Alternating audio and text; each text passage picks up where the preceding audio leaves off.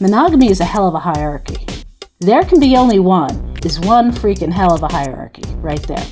And it's not just in the relationship escalator that you only have one partner. It is that relationship is intrinsically supposed to outweigh almost every other a non-care-based relationship that you have. If you're happy with the same old ways of dating, if you enjoy sucking at communication, and you have no desire to improve your romantic life, then our podcast might not be for you. But if you want some out-of-the-box ideas to deepen your current relationships, broaden your sexual horizons, develop a better understanding of yourself, or learn more about non-monogamy, then you've come to the right place. I'm Jase. I'm Emily. And I'm Dedeker. And this is the Multiamory podcast. Songs I know I did, forcing me to form myself to fit. On this episode of the Multiamory podcast, we're talking with Amy Gahran, a.k.a. Aggie Sez. Amy is a longtime journalist and the author of the book Stepping Off the Relationship Escalator, Uncommon Love and Life. Stepping Off the Relationship Escalator is a research-based exploration of the social norms for how most people assume intimate relationships are supposed to work, as well as the many ways that people are stepping off the escalator to live and love on their own terms. Amy also identifies as solo poly, and for several years she wrote solopoly.net under the name Aggie Sez. So in case you were curious about, wait, I thought, what? They are the same person, one and the same, Amy Gahran and Aggie Sez. And she also created and for several years was the moderator of the largest solo polyamory Facebook group online. And we had a really fun time talking with her about all this stuff. We got pretty deep into some philosophical things as well as some sort of economic things and all sorts of stuff. So I'm excited to share this interview with all of you. I appreciate her outspokenness. Yeah. It's great. Yeah, definitely. Totally. And her years of experience looking into all of this and researching it is awesome. So with that, let's get to the interview. All right, Amy, thank you so much for being here. Hi, glad to be here. I've been a fan of the show for quite a while. It's nice to finally talk to y'all. Well, we've been a fan of you so much. Jeez. Awesome. And for our listeners out there who may just be coming to the show initially and not know what the concept of the relationship escalator is, can we just talk about that a little bit? What is that? What does that mean to you? And why is it important to step off of it? Thanks. That's a really great question, actually. The whole reason I did this particular book this way is to kind of meet the need of, yo, fish, there's this thing called water, you might want to think about it. And because social norms, the reason why we have any social norms is that they exist as a kind of grammar for how people interact, so you don't have to think so hard from scratch with every interaction that you have. And it takes a lot of the friction out of any kind of interpersonal interaction. And some social norms get really multi-layered and involved and laden with lots of meaning. And they kind of, congeal into these lumps, if you will, of social meaning. And one of those lumps of social meaning is around relationships that involve significant emotional or physical intimacy. And to the extent that relationships that follow this, certain package of norms are what is defined as a relationship. A lot of times when you say that little code phrase, a relationship, everybody knows what it means. And there's all this built-in infrastructure for how you talk about it and how you're supposed to interact with these people and what that's supposed to mean with society and housing and finances and all sorts of things. So it really is, the relationship escalator is the bundle of norms for how sexually or emotionally intimate relationships are supposed to happen between adults. And it includes things such as they're supposed to be monogamous, sexually and romantically exclusive between two and only two people. They are supposed to involve significant life entwinement Usually that means living together, but also merging identity. Often when people start to think of themselves as a couple, that means they merge their identity to a certain extent. And that it's supposed to be always and forever. So, really the only way that you know if you've done a relationship right is when somebody dies. There are all these implicit aspects, and it's called the relationship escalator because everybody's supposed to know that there are a certain set of progressive steps that lead up to this goal of a permanently exclusive, cohabitating, socially venerated relationship. And that starts with, you meet someone, you think they're hot, you start dating, you start having sex, you fall in love, you stop dating other people, you move in together, and then marriage, kids, death do you part. And it feels like an escalator because of this background of social norms. Everybody knows it's supposed to work, so it seems simpler. It seems like it has its own momentum. And that's because it is so familiar and socially reinforced. It's not the only way relationships work, but it can seem a lot more natural and easier because it's what we've all grown up soaking in, marinating in, that this is the way it's supposed to work. It can be very difficult to conceive of relationships differently for a lot of people, and it can be daunting to try to do relationships differently because you're not only fighting all this external norms and expectations and forces, but all the norms and expectations that exist inside your head. The hardest conditioning to undo is not what's outside of you, but what's inside of you. So that's why it's the relationship escalator and not the relationship staircase. It can feel like you're getting carried along. Right, yeah. Yeah, I feel like we're so used to, in movies and TV and in books and even in our own lives, I think we're so used to encountering, that conversation where it's, where's this relationship going? Yeah, what is it we're doing? What are we? Kind of implying like we got to get on this escalator, right? And if we're not on the escalator, then where are we going? What are we doing? Because there's only one direction for us to be going. Yeah, that's correct. And it's interesting because a lot of people just do it automatically, but that doesn't mean it's wrong. The escalator is a great choice. It works really, really well for not lots of people. But it is an option, and it helps when choosing something that's so valuable to most people's lives to know what your options are and to be making these decisions consciously. That tends to yield better relationships, even for people who consider themselves strictly monogamous. And that's a big reason why I did this book, is to let people know you got options, and here's what those options look like from the experience of the people who are doing them. I have 1,500 co-authors. I did a survey. I'm a journalist, and my background is, all right, I want to do something, I'll ask a bunch of people about it. So I did a survey about unconventional relationships, and a total of 1,500 people responded. I was absolutely floored by that response, especially because people were writing the equivalent of about 2,000, 2,500 word essays in their surveys. Wow. I learned a lot about parsing qualitative data, let me tell you. I'd imagine. But it was worthwhile, and over 300 people are quoted in this book. And I've got 2 other books coming out because everything on the cutting room floor is my factory floor. So I'm going to be using everything. Of course. Yeah. Of course.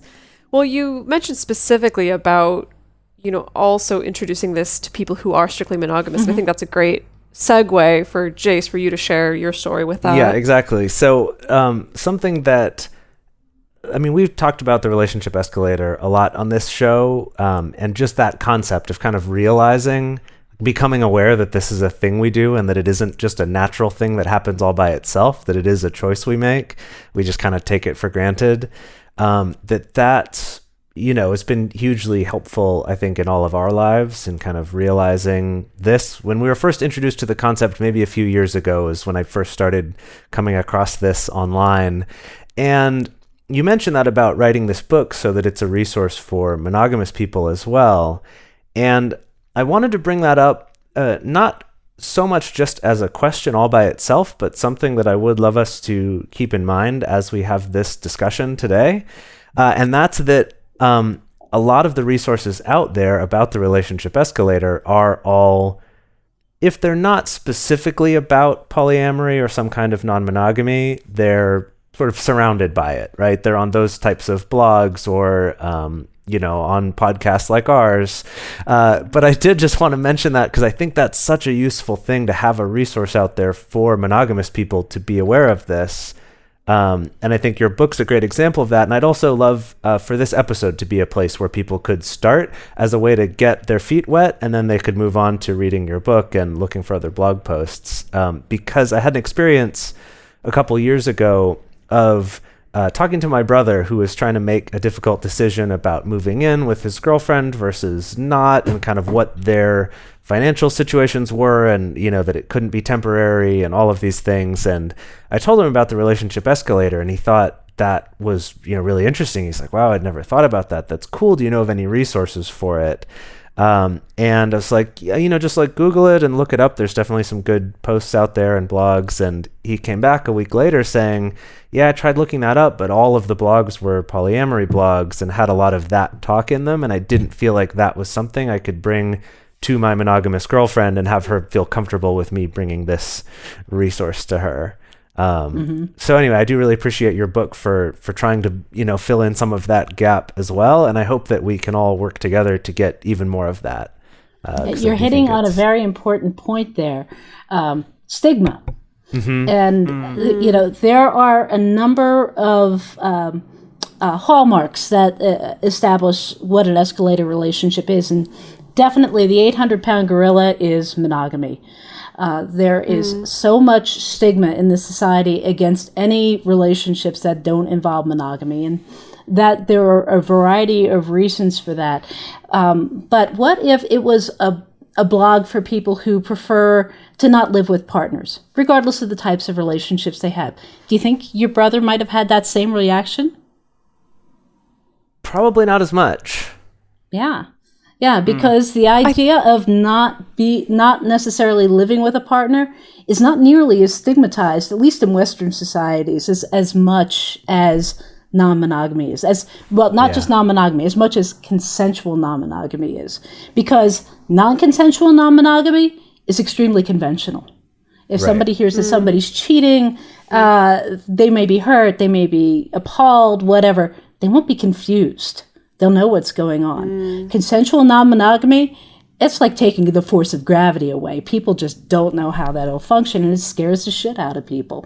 So that's why I wanted to start in less scary territory, to kind of do the whole, yo fish, there's this thing called water, and explain the concept of the relationship escalator. But it's odd. It's kind of stigma to that, too. I found that some people react really negatively to the concept that there is an escalator, because they're like, well, that's just relationships, right? And other things, they're not really relationships, right? It's like, okay, let's think about that, shall we? Right. But no, that argument that you talk about, that's exactly why I did it. I used to do a blog called solopoly.net about being solo polyamorous. And I had a post on there called Riding the Relationship Escalator or Not. And when I put that, just because I was doing so many definitional things in this blog, and I kept saying this relationship escalator thing, it's like, well, I should explain what I'm talking about, right? So I wrote up a post about it. Wham! I have never gotten so much traffic to anything in my life, and it was being linked to all over the place, including from a lot of mainstream media, for academic publications, the regular relationship, like, quote unquote normal relationship blogs and podcasts. And the traffic is, I'm looking at that, being a self-employed journalist, I'm like, that looks like a market opportunity. And it turns out it has been, because there aren't a lot of publications addressing a mainstream audience that show people that they have options, and not just non-monogamy. My book covers a whole lot of options. There are lots of ways that people step off that escalator, but definitely consensual non-monogamy, that's the part that freaks people out. Right. Yeah. Right. Definitely. Well, I think that's actually a good transition. Within, under the umbrella term of consensual non-monogamy, I wanted to talk to you specifically more about solo polyamory. And you did mention how, you wrote, the blog solopoly.net for so long. And I feel like my perception of, when I tap into the online polyamory space and into communities, I feel like solo polyamory often comes up as a topic of discussion of people kind of arguing about what it actually means, who actually is solo poly. Am I solo poly enough? Are you not solo poly? Am I going to try to do some gatekeeping on whether you're solo poly or not? Things like that. So I'm going to start out by including a quote from your book where you said, "Solohood does not hinge upon relationship status." And then to skip ahead a little bit further, you say that it needs not preclude consideration of others, making commitments to others, or putting others first in certain situations.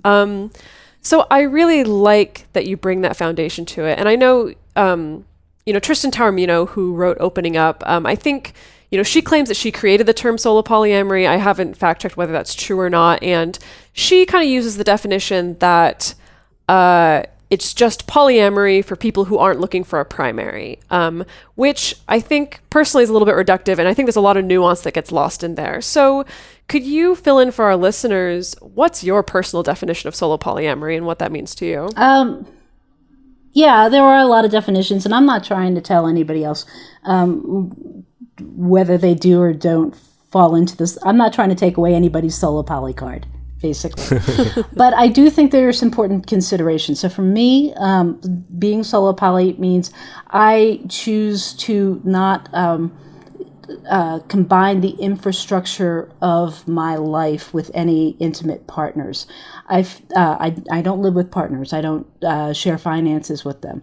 I have a housemate. He's great, but he's a housemate. For me, a big reason for that is I need my own mental and emotional space, and also I make better decisions in relationships when I'm not worrying about whether my housing, my finances, or my sense of identity would fall apart if that relationship were to end. I've been there. I was married for a long time, and when I got divorced, even though it was like the easiest and most amicable divorce ever, man, that was wrenching. It tore my whole life apart, and it took me a few years to put that back together. I operate better this way, even if I were choosing to be monogamous, which I kind of suck at, so I won't. But here's the thing, though, that is an important thing to consider. There are some people who say, well, I value my autonomy and I don't hinge my identity on my partner, and we operate fairly independently, and we may even not practice hierarchy in our relationships. So that means I'm solo poly. It's like, it could mean that, but there's an important difference. And it comes back to those social norms. There's this thing called couple privilege. And that means that people who appear to be in an escalator style relationship, even if they are not checking all those escalator boxes, but especially cohabiting, it seems to be the big one, will accrue social couple privilege. People will treat them in ways that often reflect a higher status of, respectability, recognition, etc. And there are factors that can mitigate that, but it definitely means that people who choose not to nest with their partners face a very different logistical and dating and social playing field than people who do. And I'm not saying that's fair. I'm not saying that's right or wrong. And I'm not saying that people who are nesting can't be solo poly, but I am saying they face a very different set of circumstances. Yeah, I think that's definitely a great point to bring up. And I feel like just that idea of cohabiting or not is a pretty wide divide. And it's interesting because for Dedeker and myself, we both tend to identify as solo poly, but live together for part of the year sometimes. And other times we'll be in different countries from each other for months at a time. So it's interesting seeing the difference between how people treat me during times when I'm living with her and when I'm not, especially if it's someone new that I've met who doesn't know the situation yet. So yeah, it's definitely true that there is. What kind of differences do you see? Okay. One thing is, I would say, even if they're people who are somewhat aware of non-monogamy or polyamory, if I'm living together, it's always assumed that we have a hierarchy and that she's primary and that there's probably some other stipulations and rules and things that go along with that. Exactly. That's definitely a big one. But for people who are not, I mean, there's for people who are more sort of traditionally monogamously minded, the fact that we're living together comes with it the assumption that we're going to want to have kids and that we want to get married. There's that escalator. Yeah. I get that one a lot. Even in like negotiating a contract at my current job, like that came up because they knew about her and that she and I had been traveling together, of kind of like, well, thinking they could use that as a bargaining chip against me, of like, well, you know, you're going to want some stability in this position because of, you know, when you have kids. And you didn't tell me that.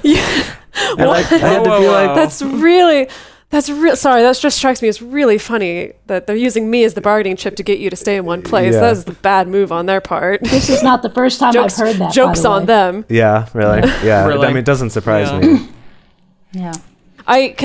Sorry, Jase, are you Yeah, finished? go ahead. I kind of wanted to jump in on that. Because I feel like to talk about the other side of it is that the times when I'm not living with Jase, because I also, like, sometimes I live with other partners during the year, but sometimes I'm also by myself, like I am right now.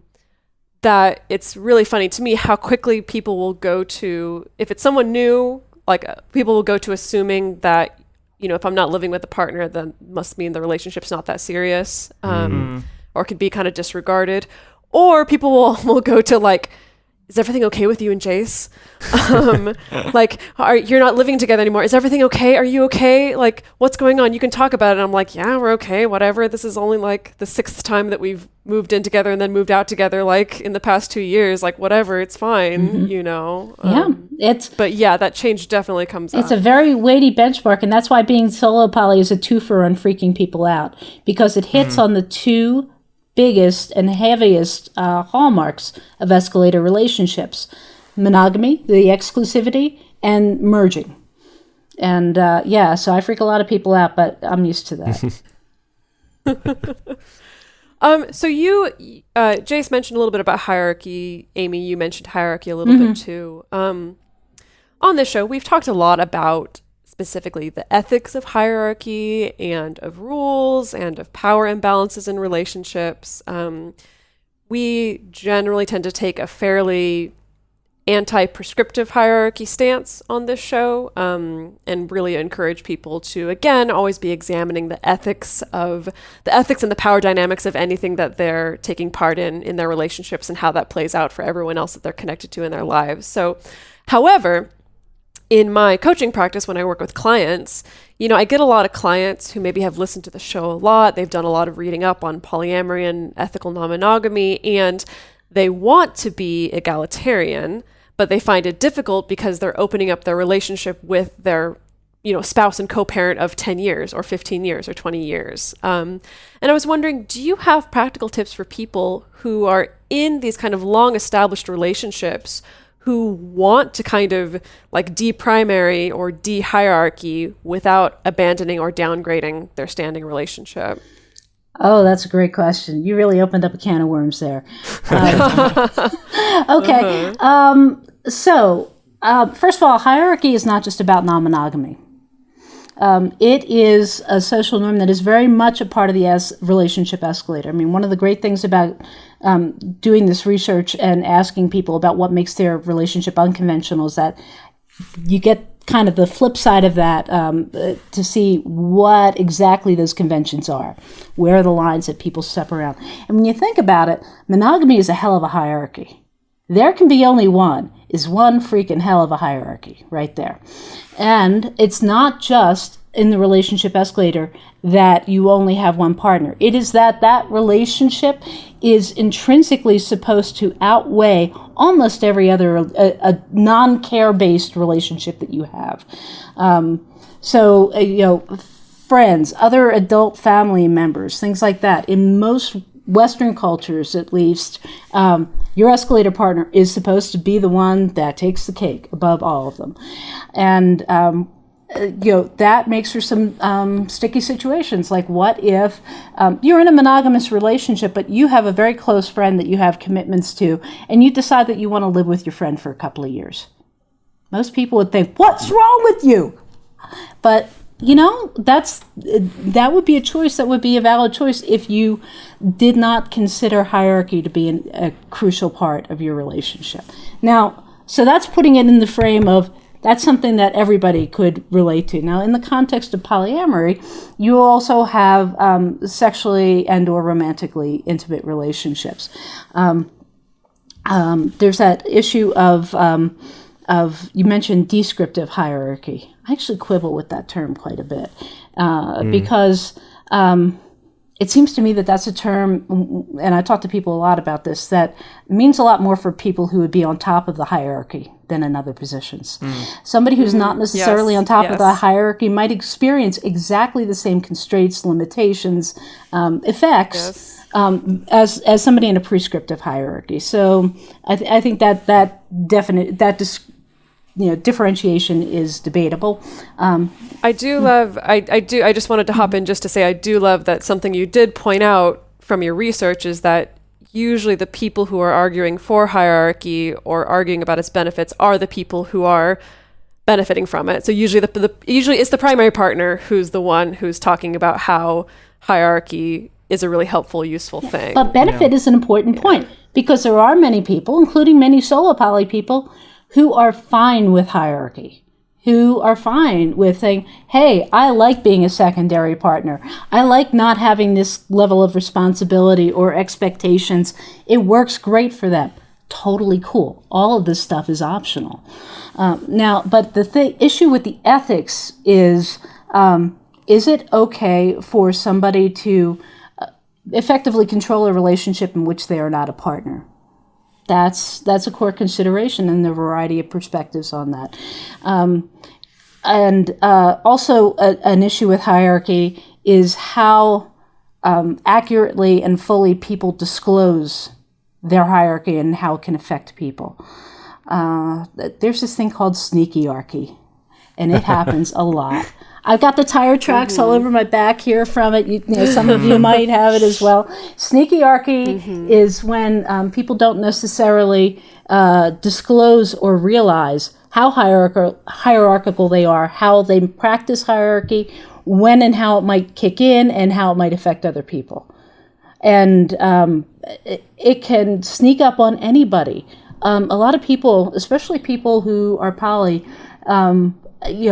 prefer to think that they are far more egalitarian than they might actually be.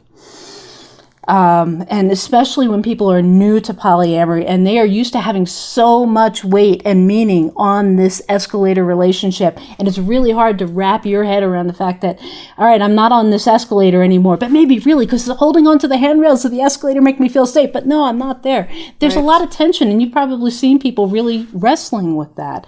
And it can take a lot of time and especially a lot of experience to figure out where you are on the hierarchy spectrum. Hierarchy is not necessarily intrinsically unethical, but it does require consent, which means it requires disclosure, and which means it requires negotiation. And if you're not having very clear conversations about hierarchy, especially if you're coming from a position that has that 800-pound gorilla of the relationship escalator on your back and in your head and in everybody else's head, it can be really hard to undo it. So some ways that people undo that is to make sure that they have frequent discussions about, are we, even there, the we word, a lot of people go, we. Am I allowing any forces other than what my partner and I want to do affect our relationship? Of course, there are going to be some ripple effects. It's never. We don't live in vacuums.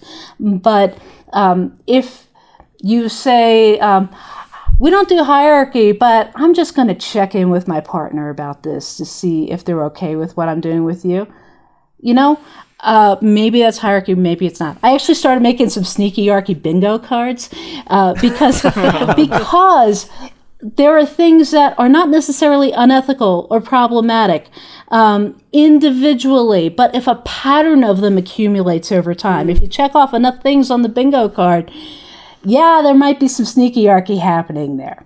And can you give us some examples of stuff that's on that bingo card? Oh, well, that one of them was, I I just need to check in with my partner about.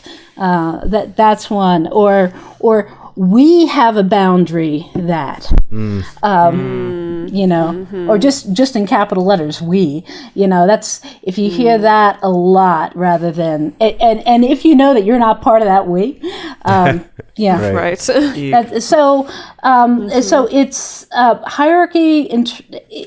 All I can say is declare your intention that you want your relationships to be able to grow and develop and find their own level without necessarily being constrained by other existing relationships, and do your best to try to find an equilibrium and be fair to people the best you can, and be honest with people, and accept that you're going to fuck it up. And you're going to hurt people, and other people are going to hurt you, and just keep getting back up and say, I learned from that. Let me try to do this better. Because these social norms are deep. And I have never seen, I've been poly for a friggin' long time. Okay. I mean, all my life for the last 25 years, however you want to count. And I've never seen anybody pull that off. Coming from an existing escalator relationship, I've never seen them pull it off perfectly from the bat. So you're gonna fuck it up, and just declare your intention and tell people you're dealing with, I'm gonna fuck this up somehow. Please call me on that, and accept it when they do. And also don't expect that it is okay to suddenly implement hierarchy as soon as somebody gets insecure. If you need to change the terms of the relationship, own it, but expect that if you were talking the talk of being not hierarchical, and then all of a sudden it comes crashing down, people are going to be upset. And they have a right to be upset, because they had a right to consent to the kind of relationship that they're in. Right. Does that help? That's beautiful. Yeah. Very much. It's a place to start from. Okay. It's a place to start from, for sure. Yeah, I was just going to say, I think it's really interesting that theme of kind of accepting that you're going to fuck it up comes up, because just a few episodes ago, we had Andrew Gurza on the show to talk about sex and dating people with disabilities. And he said almost exactly the same thing, of like, when he goes into any kind of sexual encounter with someone, is just like starting from the premise of like, I know you're gonna fuck up somehow, and you're gonna say something that's gonna be offensive. Let's just understand that's gonna happen, and we'll get through it. So that is really interesting. Yeah, and it helps to kind of let partners know that you don't quite know what you're doing yet. And until you have a fair amount of experience, you won't. Because especially if they're new to polyamory and you're new to polyamory, they might defer to you because of couple privilege. Because they think, oh, well, that's how polyamory works, right? It's couple plus something, and I should pay attention to them and take my cues off of them, and because they know what they're doing. Not necessarily. Well, let's switch gears a little bit. I know that you had a question for us, actually, before this interview even started, about social norms and how they're different between generations. Well, they evolve. I mean, they're a constantly evolving process. And for instance, monogamy never felt like a great fit to me. And even though I was a child of the 70s, I'm 51 years old, so I'm probably a fair amount older than all of you. But I always found that most of my peers, even while I was growing up, were very monogamy minded. And indeed, I attempted to do monogamy for a long time because I thought that was my only option if I wanted to have a relationship with any depth. And so I was used to being the oddball about that. But I have a lot of friends of all ages, and my local poly community, the Boulder Polyamory Meetup, which is awesome, is mostly people in their 20s and 30s. And it seems like they have fewer expectations of, they've grown up with fewer expectations, not so much of monogamy, but of the other hallmarks that make up the relationship escalator. That you might move in with somebody, but not have it be always and forever, and that you can move apart and have it not be, a relationship ending event. Or that you can have important relationships that kind of come and go in your life, and it doesn't mean that they disappear between the gaps. Or that an increased understanding and respect for intimacy that is not necessarily sexual or romantic in nature. Asexuality and aromanticism are a thing, and they matter very much. And depths of friendships. I've seen, for non-sexual, non-romantic relationships, I've seen people in their 20s and 30s seem more open to that and willing to invest in that than I have seen among people in my age range. So I was just, like I said, I've always been the oddball. I've never really known what's normal, which is why I actually have to ask people what's normal. What's normal for you guys? Gosh, who starts? Emily, you want to start?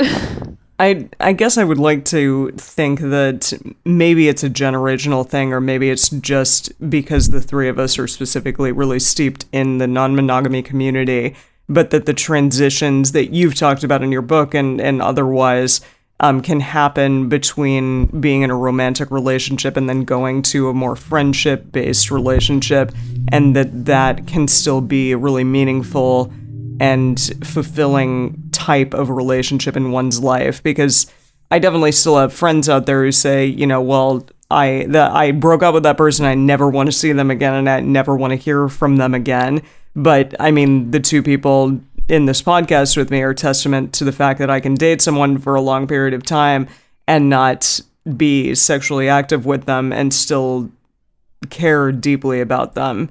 And I think that is maybe different than it once was. I don't know. Because, do you think that's accepted by other people, that they accept that you're still close to your former partners? I mean, I think it is. I don't know. That's a We're both good shaking point. our heads. No, We're I know you are. Like, I know you are. The same way that people ask me, like, is everything okay with you and Jase? Like, if we're not living together, Mm-hmm. like, I still get questions of like, is it really weird to be around Emily? And like, is it and like, oh, you're still recording the podcast? Oh gosh, that must be hard, huh? Interesting. No, like, I still get that all the time. Well, I know for myself, the most significant relationship of my life is with somebody that I used to be married to, and our relationship got so much better after we got unmarried. He's one of the most valuable people in my life, but everybody, still says, oh, it's so great that you're on good terms with your ex. It's like, I only ex people when I want them out of my life. He's not my ex. Yeah. We used to be married. We're friends, and we're very close friends, and we count on each other for a lot of things. That freaks people out all the time. Even people who have known me for decades still don't freaking get that. It kind of pisses me off. Well, to even use that terminology, to say like the word ex as opposed to like this person that I care about who is my friend. In context, it means a different thing. I mean, an ex generally has and does mean like they're out of your life 100%, and I don't talk to them anymore. I don't think about them anymore. And obviously, that is not the case, even though that is the case as well. I mean, they are potentially my exes. Yes, that is a true thing, but they're also people who I care about hugely. And another thing I've noticed that's more a norm with my generation that might be less with your generation is, you tell me what you think, acceptance that a relationship that was never sexual or romantic in nature can be very important, and potentially to the point of being a life partner with somebody. A lot of people in my generation have a hard time conceiving of that, and they assume that anything you invest in that kind of relationship will be lost as soon as somebody gets a real relationship. That you can't expect them to actually stick around once they have an intimate partner.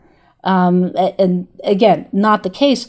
My other core life partner is a woman who's one of my very dearest friends, and we have never been lovers. I'm straight, not for lack of trying, but I'm straight, and she's awesome. But, we take a bullet for each other, and that's not going to change. But what about for you, though? Relationships with people that have never been sexual or romantic, do you think they get as much respect and trust and validation and recognition as non-sexual relationships? Gosh, I mean, I'd certainly like to think so.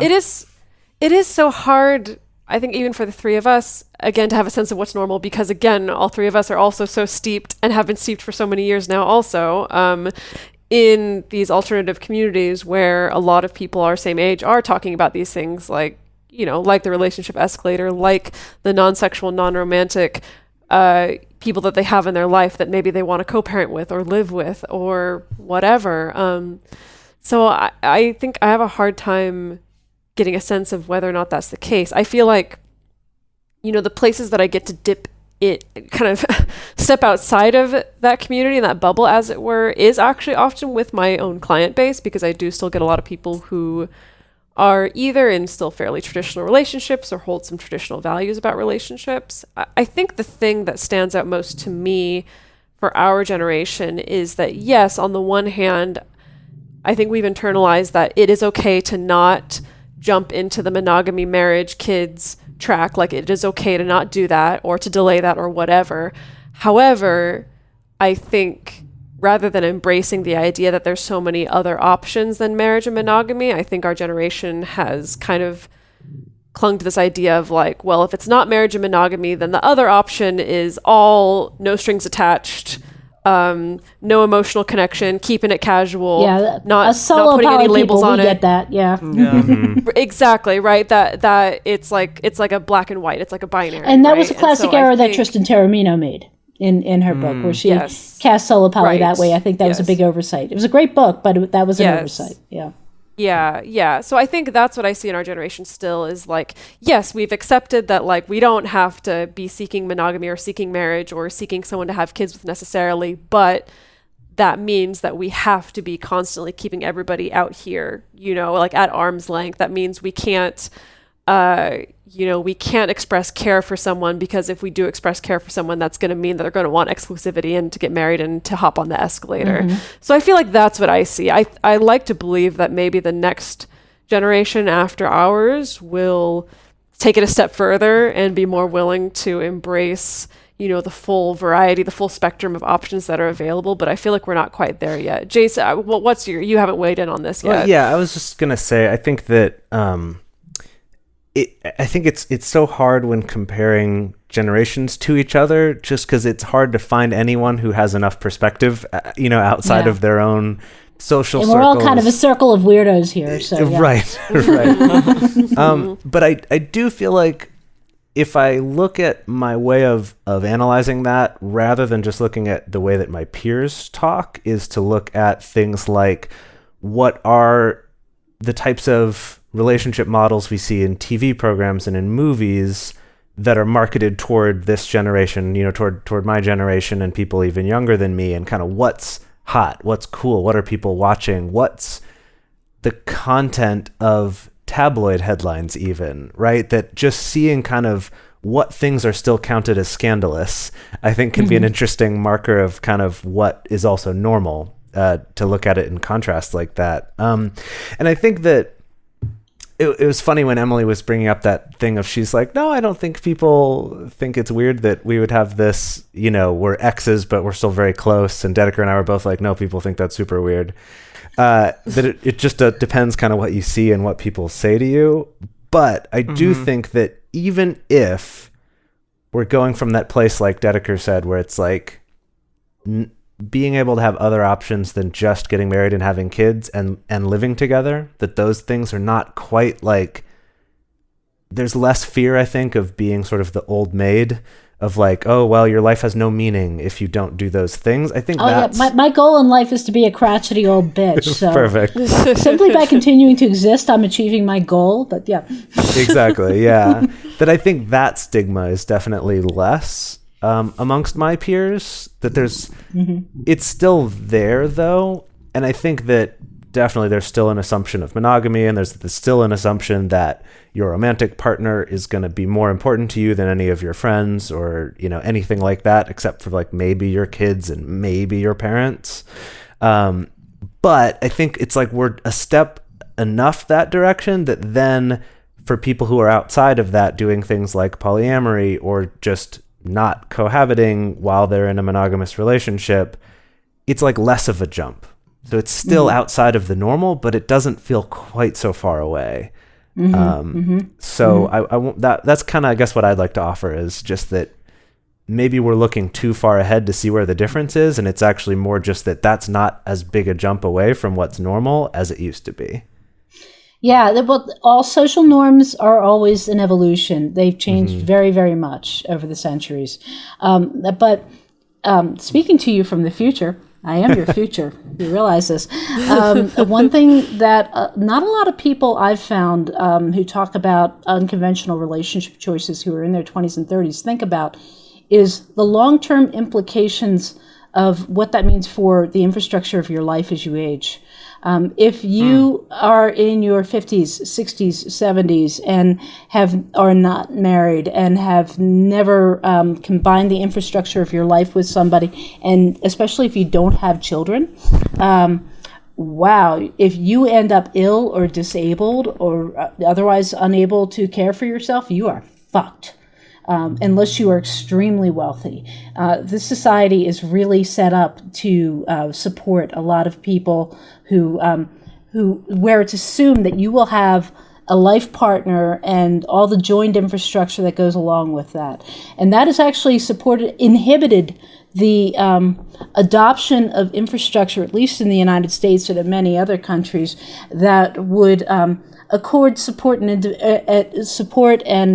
assistance to individuals.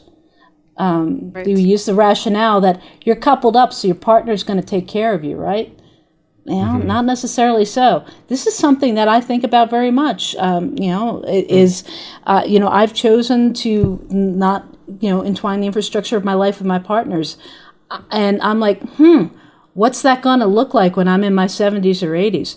Unless some significant things change about the social and political and financial landscape in this country, I'm not looking forward to that. That's going to suck. Yeah. So you guys got to make it all better for me, all right? All right, we're on it. Because then you'll be making it better for you, too. But couple centrism has crippled the development of a lot of social infrastructure in this country. My mom has been single for 20 years and really doesn't operate under the assumption that she needs a mate. I am an only child, so I get that perhaps that burden would fall on me, but it's so not been in our daily talk about what the future holds and stuff. I mean, my grandmother died and she was totally fine, 100%, very functioning directly before that. So maybe I'm coming at it with that mindset, but it is an interesting idea, how okay can you be 100% by yourself without anyone else until you're not. And obviously not everyone has that luxury because of finances or because of health or whatever. So it is something to think about. I don't know, but I feel as though I see the rise of mothers and of families being single parented. And so that is just a norm more, perhaps, than it once was. So I don't know what that means.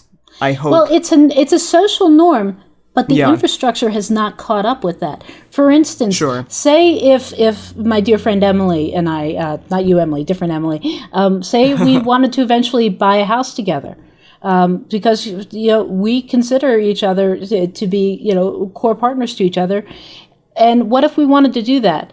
If we weren't married, it would be almost impossible for us to get a mortgage. Together, unless we formed an LLC and bought the house through an LLC, and that would be an entirely different tax landscape for that. Right. Thankfully, the three of us have done that. Yeah. Yeah, but not for home buying purposes. Not for, I know, but just in case. Yeah, it's a lot. It's a lot harder to qualify for a mortgage if you are, if you aren't a very wealthy person, if you aren't married. If you are married, you automatically get better consideration. You're considered a better lending risk. And that's ironic because I love my former spouse dearly, but oh my goodness, the way he managed money. But we qualified for a mortgage like that largely because we were married. And it didn't take into consideration his spending habits versus mine. Yeah, well, and this also shows up in health insurance premiums. It kind of changed with Obamacare, but is probably heading back this direction. But huge difference in terms of, the statistical health risks associated with not being married doesn't take into account whether you're not married by choice rather than just that you couldn't or that you did wrap everything up in that one relationship that then ended, or there's different ways it can look, and the statistics don't take any of that into consideration when calculating healthcare premiums and things like that. Yeah. So, I mean, I'm not trying to turn this all into massive economic commentary, but just to say that the things that make up the relationship escalator, they affect every aspect of life in society, and they have stunning consequences. And I mean, for instance, I personally know several people who have gotten married or stayed in marriages that they would have rather left because of the health insurance. Mm-hmm. Right. Or because of the housing. It's really tough. Yeah. Yeah, definitely something to be aware of in the coming years for everyone involved. Yeah. Not only those of us who are currently practicing solo polyamory, but also our children and et cetera, if those are going to happen in our lives. But yeah. Yeah, and that's its own social and economic issue, but it does come down to a lot of the underpinning of that is that we're assumed that an escalator relationship will provide intrinsic infrastructure for people. Yes. Ain't necessarily so, and that certainly varies by race, by country, by other demographics too. Not a level playing field, but we still make a lot of those assumptions. And it's not just you and me making those assumptions. It's the actuaries at insurance companies, and it's legislators, and hospital administrators, and all sorts of people. Yeah. Yeah. You weren't expecting that can of worms, were you? No, thank you for sharing all that. No, I really appreciate you bringing that up because it is such a huge intrinsic part of how we function in the States. Mm-hmm. The fact that so much of our infrastructure, honestly, still kind of does harken back to this time, when, for instance, specifically as a woman, your only way of having any kind of stability was to get a husband, where like the nuclear family unit was held up as the only infrastructure that you can really have in your life. And even though we like to believe that we are so progressive now, like that's just the fact that the systems that we have to live with and work with are still very much based in that. So no, it's a very important thing for people to think about and to acknowledge at the very least. And there has been a lot of progress, and there's good. And here's the thing: when I tell people that I write about unconventional relationships, a lot of times they think I'm talking about same-sex marriage. It's like, well, actually, that's kind of all about jumping on the escalator, but just scratching the surface. Yeah. Yeah, but it does matter though, because the thing is, okay, if you're going to have basically institutionalized couple privilege, at least don't make it discriminatory based on sexual orientation. Yeah. But legal marriage is, in fact, institutionalized couple privilege. Yes. Absolutely. Yeah. And I'm not saying legal marriage is necessarily a bad thing. I just wish that other people were not excluded from the benefits that are only approachable through legal marriage. Absolutely. Definitely. Yeah. So let's pivot a little bit again. Okay. This is something that the three of us have talked about to various people that we've interviewed recently, and just on our own. We have kind of created ourselves a support group within our community, our Patreon community. But support groups are a big thing for all of us who do non-traditional relationships. It's incredibly important. But we wanted to ask kind of what are some of the best support networks out there that you've found, and what makes them so great, what makes them so positive, and what are things that can make support networks better and stronger. We wanted to talk about inclusivity as well, because that is a big thing. I think that's super important. Not just that like your support group looks super homogenous and that it's all the same person over and over again, but that it includes a lot of different types of people within that support group. How important is that? Because I know we think it is very important. It's huge because, like I said, it's really difficult to undo all the social conditioning that goes along with the relationship escalator. And it's not just for people who are polyamorous, for people who prefer to solohood, or who are asexual or aromantic, or other ways of stepping off the escalator. it's kind of scary to think that you're the only one doing this, and that means you must be doing it wrong, right? It just triggers all sorts of insecurities, because these relationships are where we are most emotionally vulnerable, and it always helps to see other people who have done it. I grew up before the internet happened, and I remember what it was like to only really be able to connect with people that I could meet with, and it was that was very, very limiting. Plus, it was New Jersey in the 1980s. Wake me up when Reagan is no longer president, please. And but the people that I did have in my life before the internet happened, who we clicked with on a variety of levels and could have very open and frank conversations, even if we were very different, that helped a lot. One thing that I've learned from my father that I've never forgotten is if you only talk to people who think just like you won't learn a damn thing. So I've always tried to reach out. So I think it helps to have friends who represent a variety of perspectives, demographics, and to be a good friend to them, and to realize that you are going to have differences and see things differently, and that's okay. Takes a lot of the fear out of difference. But also the internet is a wonderful thing, because when I first decided, back in the, around 2000 or so, can I just admit that this monogamy thing doesn't work for me? And I'd already been married for about a decade at that point, and it's like, not really working. There was this thing called Alta Vista. Do you remember Alta Vista? I do. Pre-Google. Oh gosh, I do. This is a I little remember Alta older than Vista. the two of us. Yeah, I did a lot of complicated search queries in Alta Vista, and then suddenly I saw this word polyamory. I'm like, what's that? And a word is a powerful thing. When anybody sees a word that they don't understand, it typically means that that's something they can Google now. And it's a lot easier than it used to be. And you can instantly start to find resources. They won't necessarily all be good resources, but at least it's a starting point for research and a conversation. So I tend to think that a combination of cultivating personal friendships and online community and local poly groups are great. I can't emphasize how grateful I am for the Boulder Polyamory Meetup, which my friend Jase Glasscock organizes.